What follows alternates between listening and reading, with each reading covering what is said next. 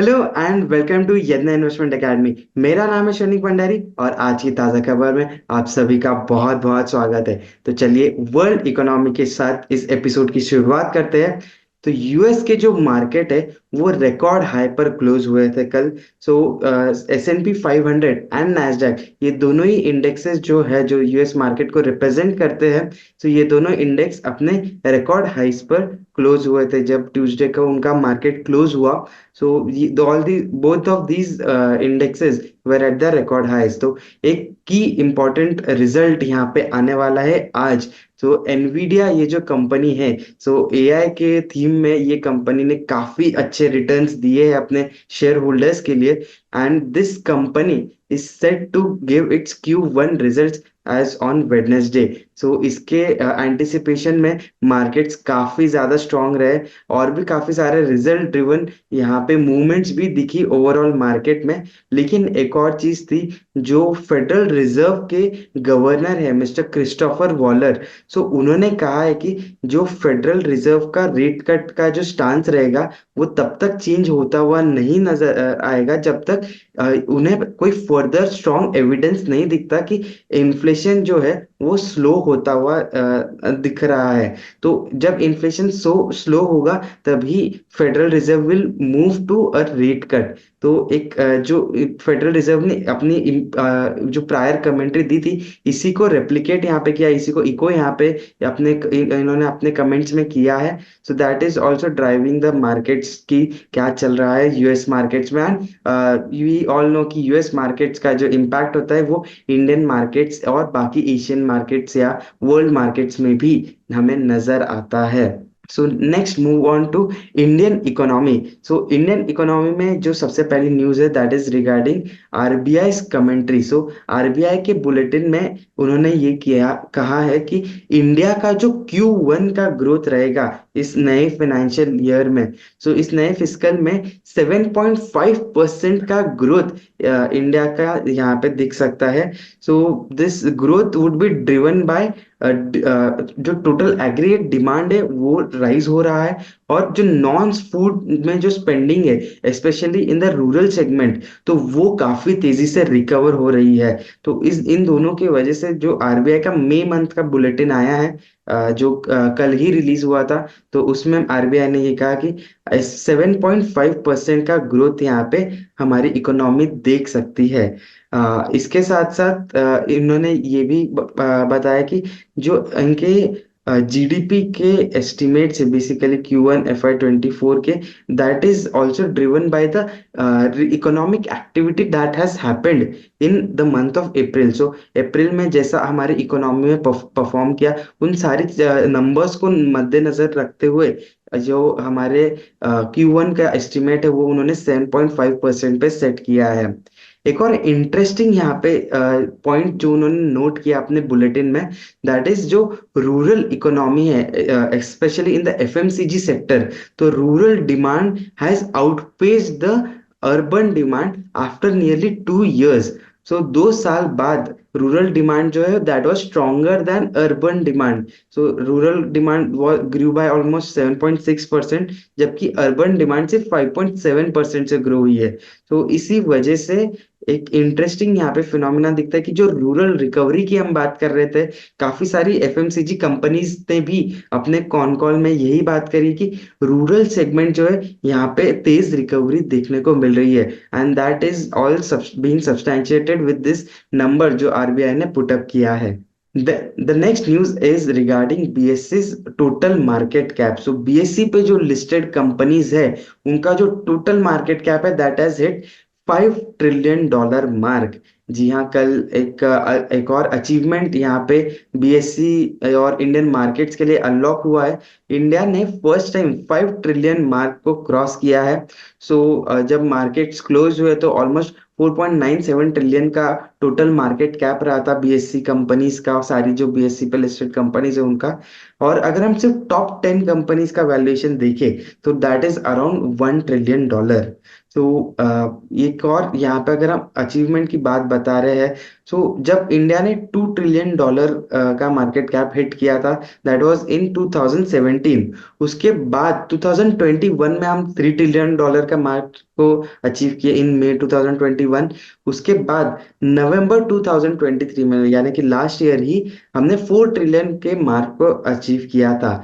लेकिन in less than 7 months, नवंबर 2023, सो 29 नवंबर 2023 को $4 trillion का मार्क यहाँ पे हमने क्रॉस किया था। और लेस देन 7 मंथ्स में हमने एडिशनल $1 ट्रिलियन का मार्केट कैप ऐड किया है। सो 21 मई 2024 इज द डेट कि जहाँ पे हमने 5 ट्रिलियन मार्केट कैप का यहाँ पे अचीव, ये एक मार्क जो है, जो अचीव माइलस्टोन जो है वो अचीव किया है।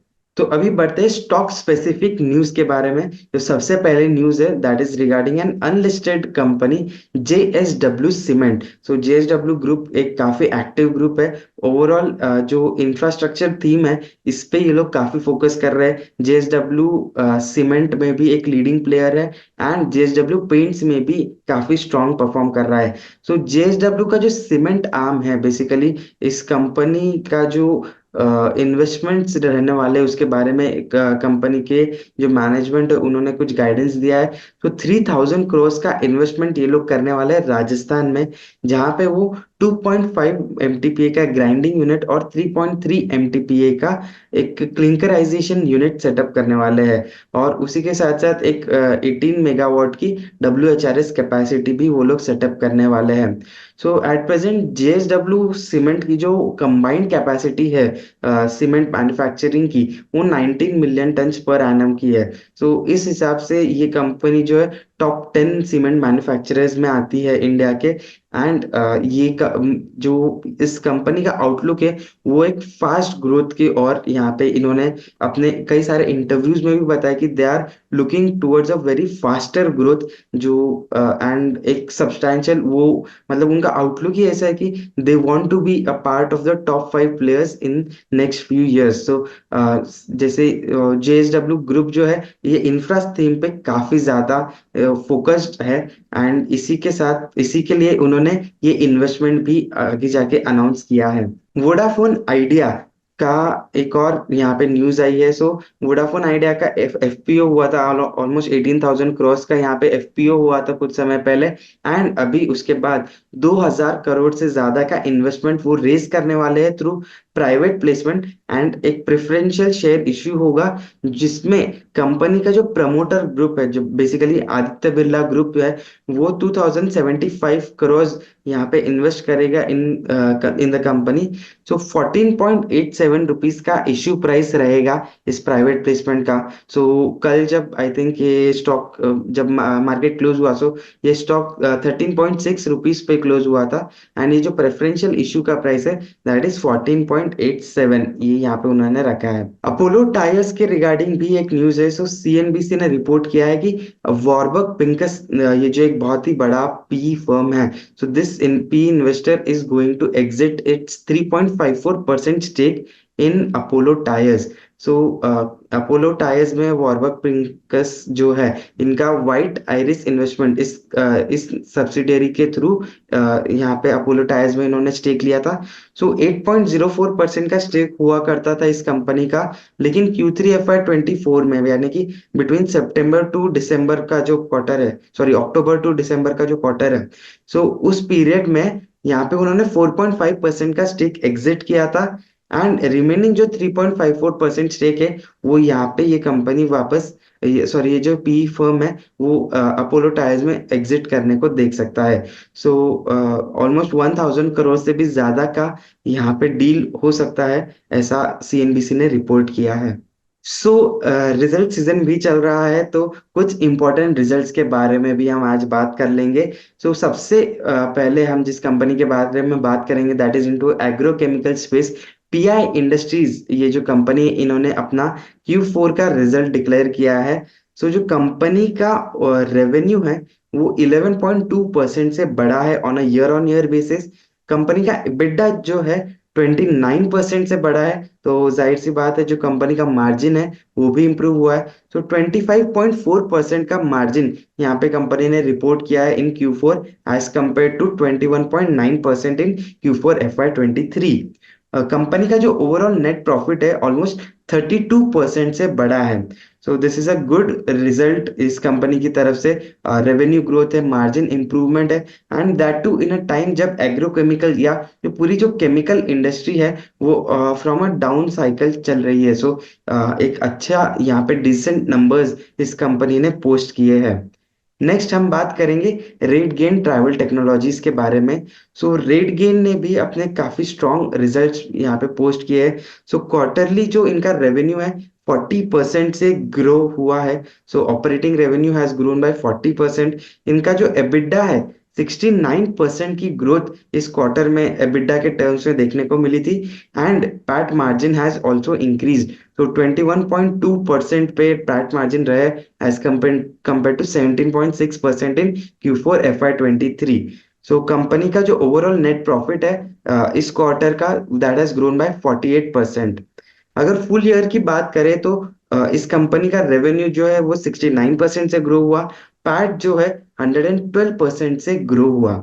सो कंपनी के जो की सेगमेंट्स है, सो उसमें जो डास का सेगमेंट है वहां पे 94% का ग्रोथ यहाँ पे देखने को मिला है। और मार्टेक का कंपनी ने एक्विजिशन किया था, तो मार्टेक ने भी काफी स्टेलर रिजल्ट पोस्ट किए। तो फुल ईयर में यहाँ पे जो सेगमेंट वाइज ग्रोथ है, सो 106% का ग्रोथ यहाँ पे देखने को मिला है। सो ये जो कंपनी का रिजल्ट आया था कल ड्यूरिंग द मार्केट आज आ चुका था। एंड जो रेडगेन का स्टॉक है कल 4.3% अप रहा था। नेक्स्ट हम बात करेंगे एक PSU स्टॉक के बारे में। सो भारत हेवी इलेक्ट्रिकल लिमिटेड या भेल जिसे हम कहते हैं, सो इस कंपनी ने भी अपने रिजल्ट्स डिक्लेयर किए।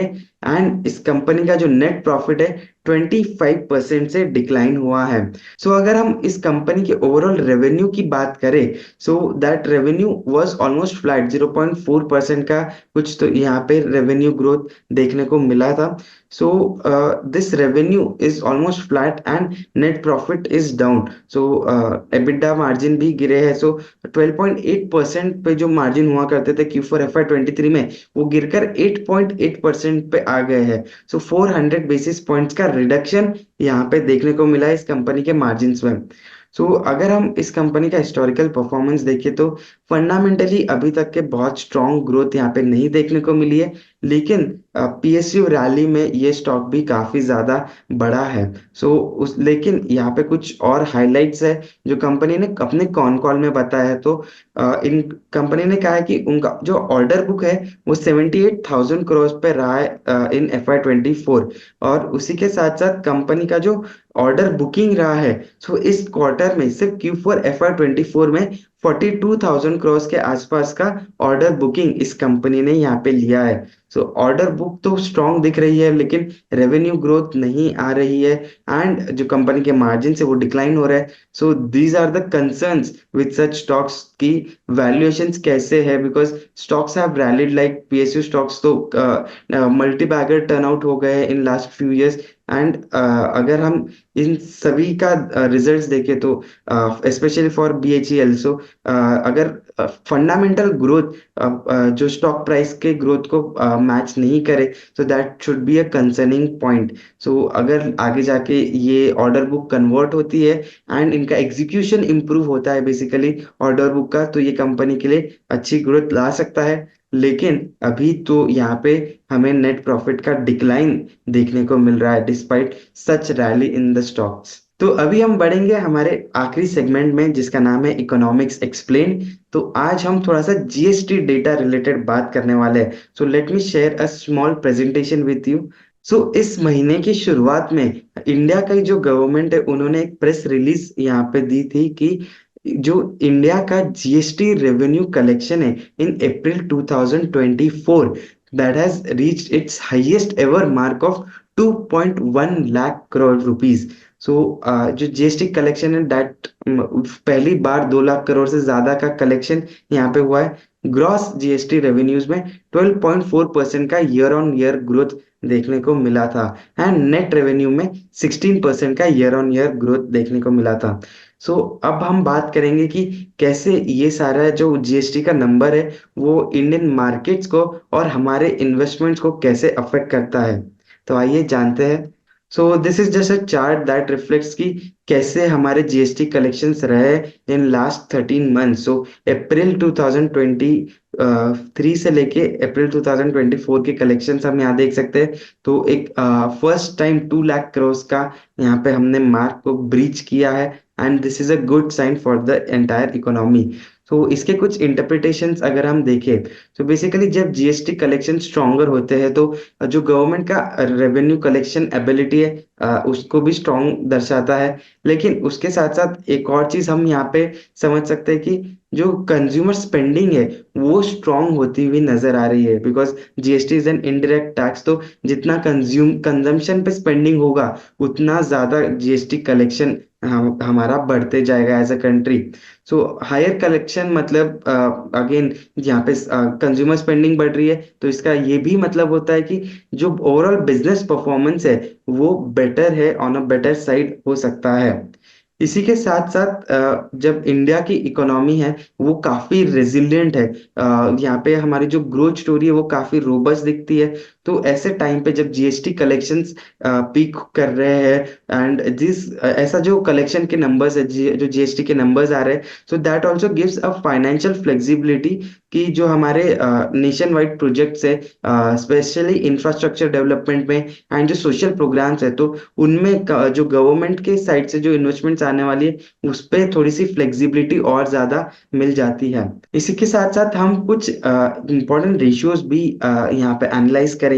तो क्या दो रेशियोज हम बात करने वाले। First is the GST to GDP ratio. तो जो टोटल जीएसटी कलेक्शन है वो as a percentage of GDP कितना है वो यहाँ पे हम देखेंगे। तो जो अगर GST to GDP ratio on a longer term on a sustainable basis अगर इंक्रीजिंग ट्रेंड पे दिखाई देता है तो दैट सजेस्ट कि एक फर्स्टली हमारा जो टैक्स कंप्लायंस है जो टैक्स लॉज है वो काफी अच्छे है, रोबस्ट है।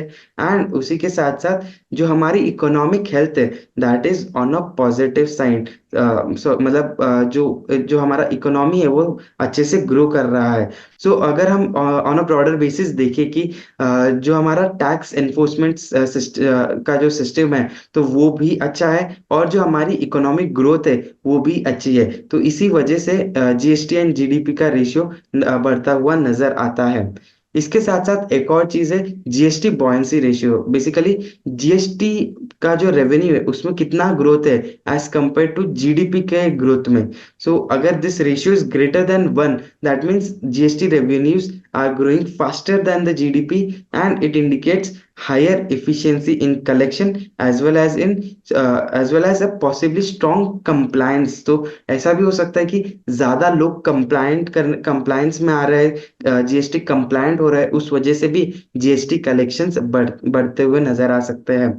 अगर ये रेशियो लेस देन 1 है तो that's a concerning sign because GST revenue growth is lower than the GDP growth. In that case जो इनफिशियंसीज है टैक्स कलेक्शन में कंप्लायंस में वो नजर आती हुई दिखाई देती है। तो एक इंटरेस्टिंग यहाँ पे चार्ट है जो कोटक म्यूचुअल फंड ने यहाँ पे प्रेजेंट किया था। सो इन्होंने बताया है कि इंडिया का जो जीएसटी टू जीडीपी रेशियो है that has increase from 6.2% from FY19 to 6.9% in FY24। So this number is consistently increasing और ये जितना ज्यादा इंक्रीज होगा ये उतना बेटर है हमारी इकोनॉमी के लिए। सो इसके साथ साथ अगर हम जीएसटी बॉयंसी की बात करें तो FY20 में 0.6 की जीएसटी बॉयंसी थी यानी कि लेस देन 1। मतलब जीएसटी कलेक्शंस का जो पेस था that was lower than the GDP growth. लेकिन FY22 में FY21 में तो कोविड का पीरियड था एंड दोनों ही चीजों में डिक्लाइन देखने को मिला था। लेकिन FY22 में जब हम वापस से रिकवरी फेज में आए तो जीएसटी बॉयंसी उसके बाद कंसिस्टेंटली ग्रेटर देन 1 रही है। So this is also a good sign for the economy. So overall अगर हम यहाँ पे देखिए लास्ट 5-6 ईयर्स का जो हम हमारे सामने डेटा प्रेजेंटेड है, तो जीएसटी टू जीडीपी रेशियो जो है वो काफी स्ट्रांग नजर आ रहा है। जीएसटी कलेक्शन से वो ऑन अ रिकॉर्ड हाई पे है। तो इन दोनों ही चीजों में हमें एक पॉजिटिव साइन दिखने को मिलती है इंडियन इकोनॉमी के टर्म्स में। और जब इकोनॉमी अच्छे से परफॉर्म करती है तो तब स्टॉक मार्केट्स भी बेटर परफॉर्म करते हैं। सो बेसिकली यही एक इंडिकेशंस होते हैं, दीज जो इकोनॉमिक नंबर्स आते हैं जो गवर्नमेंट देती है, this sum of these are leading numbers. So अगर जैसे कि जीएसटी कलेक्शन बढ़ रहा है, सो वी कैन इंटरप्रेट कि जो इकोनॉमिक एक्टिविटी है वो बेटर रही है इन द अप्रैल मंथ। सो इसी वजह से यहाँ पे हमें पीक कलेक्शन देखने को मिले। एंड अगर ये सस्टेनेबल ट्रेंड देखने को मिलता है तो आगे आने वाले क्वार्टर्स में जो इकोनॉमिक ग्रोथ है वो अच्छी नजर आ सकती है, ऐसा हम एंटिसिपेट यहाँ पे कर सकते हैं। But this is again a probability, might be things could change, things could differ, but this is a generalized assumption that one could make after looking at these numbers. तो आई होप आपको आज का ये economic section पसंद आया होगा, आप यहाँ से कुछ सीख कर गए होंगे। और अगर आपको ये वीडियो पसंद आता है तो इसे लाइक कीजिए, अपने व्यूज कमेंट्स में बताइए, और ऐसे ही फंडामेंटल एनालिसिस के लिए यज्ञ इन्वेस्टमेंट एकेडमी के साथ बने रहिए। Thank you.